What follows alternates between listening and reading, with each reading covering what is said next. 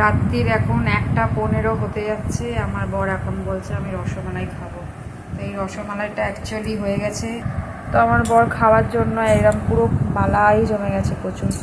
রসমালাই হয়ে গেছে, সাথে মালাইও জমে গেছে প্রচুর। রসমালাইটা একটু পাতলা থাকে, আমি অনেকটা গাঢ় করে ফেলেছি। জানি না, দেখতে ভালো তো লাগছে, দেখে আমার বরকে দিই আগে। তো এখানে আমার জন্য নিয়ে নিয়েছি, আর ওর এইটুখানি দিয়েছি। বলছি রেখে খাও, ও বলছে না পুরোটাই খেলে ভালো হতো। রাক্ষসে খাওয়া যাকে বলে।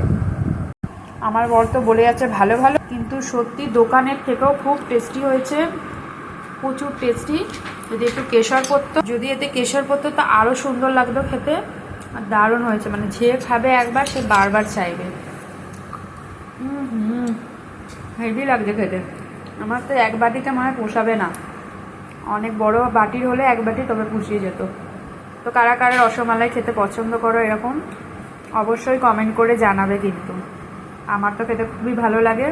রাবড়ি, রসমালাই আর কাঁচাগোল্লা, এই 3টে জিনিস আমার ফেভারিট জিনিস।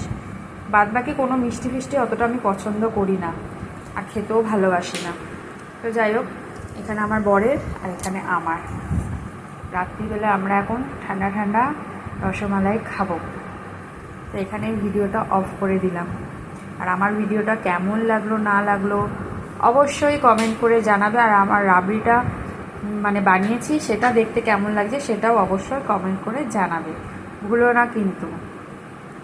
অনেক বড় ভিডিও হয়ে যাচ্ছে। এখানে এসি চলছে, আর এখানে ঠান্ডা ঠান্ডা রাবড়ি খাচ্ছি, ঠান্ডা ঠান্ডা হাওয়া আর ঠান্ডা ঠান্ডা রসমালাই। খেতে তো হেভি লাগছে, মনে হচ্ছে এরকম ডেলি হলে ডেলি ভালো হতো।